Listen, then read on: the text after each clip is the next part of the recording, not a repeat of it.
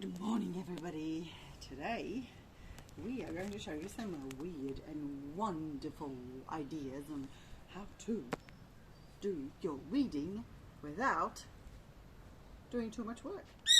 So, as you know, this is my organic bed here. Silas is doing the camera work. See that? That's actually coming back. The reason why this... Oh, look at that. Silas, look. Close in. Can you see what's happening there? Grasshoppers. Sitting or doing something. One on top of each other. You figure it out. So basically, what you do, because we have so many weeds, we have these sensitive weeds that are just really prickly. Like, you don't want to stand on that. And you don't want grass, because grass here grows like crazy. We've had a lot of rain. So what you do, have you seen it? Right there. Excellent. So what you do, if you would like to come around here, Silas, so you can show everybody. You see that?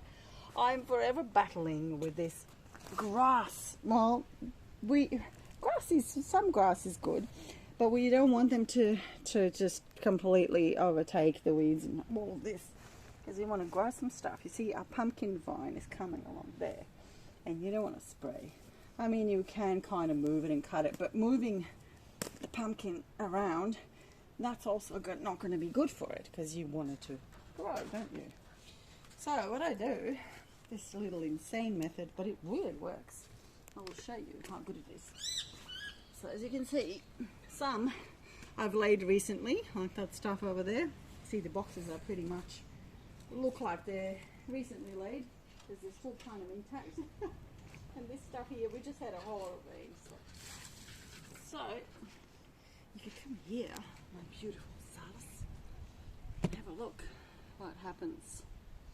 You kind of have to keep moving it as well. You can't really see it there. This is what I dug up from over there. It was just insane.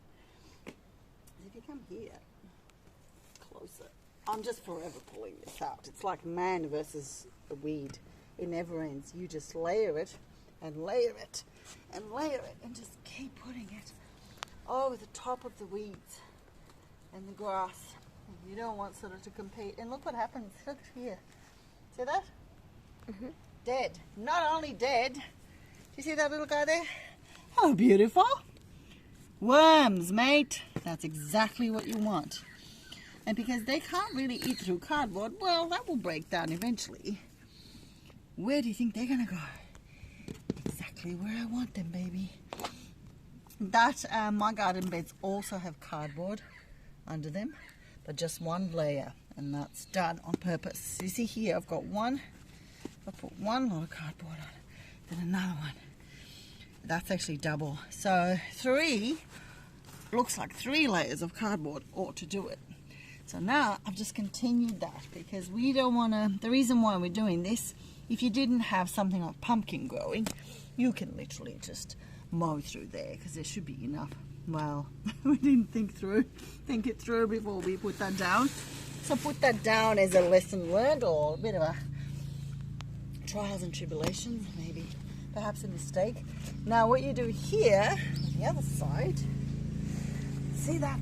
It's just going and it just never ends. So we'll fold it over.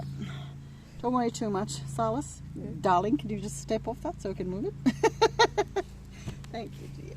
And then you just shove it in there as close as you can get it to that. Rather than pulling it out and sitting there for hours, literally, it just never ends. You just chuck something on top. That's not going to move. We have so many little lizards. So that's pretty much what I do. It looks a bit insane, doesn't it? But hey, that is such an awesome... Yeah, no worries. Thank you, dear. You can talk to. It's such an awesome little technique that I found. Look at these guys here. Look at that. What are those creatures, Silas? You can talk too, Silas. Feel free to talk. It's okay. You're my cameraman. You're part of the team. Did you want to talk? Yes. And you squash it too, because you don't want snakes as well. Squash it and just pile it up on top. That's fine, Silas. If it goes over 5 minutes, it's okay. I have some that have gone 6 to 7 minutes. So that's pretty much it. You just keep piling it on until you get to a point. You see, that's kind of stage 1. You just try and shove it in there as much as you can. Thank you, Silas. And then just keep putting more and more and more on top, and just keep moving it around, because some of it will die, and then other stuff will die. And then see, look, these guys. I don't know if you can see it right there. There's a ladybird. I'm trying to see it. It's a bit hard to see. There's so much sun. There she is. So much sun out here. Too much sun and too much rain. We have had heaps of rain. You see that? You can just see there, kind of towards the bottom, more cardboard. So what I'm going to do, I'm basically just going to put cardboard in between the beds. We didn't really think things through, because we literally were breeding dogs at the time. We had puppies, you see that?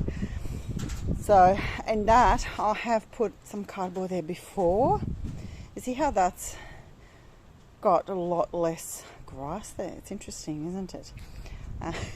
There's a bit of a rainforest monster over there as well. We had a massive passion fruit that I've just ripped out, and I've just put a whole lot of stuff there. He looks like a bomb site. He pretty much is like a garbage tip. But it's just, work in progress. You just rip out the bad stuff. We're still working on this palm tree, which is just really hard. It's just impossible to kill these guys. We just don't want it too close to the house. Also, that's very dangerous when things are too close to the house.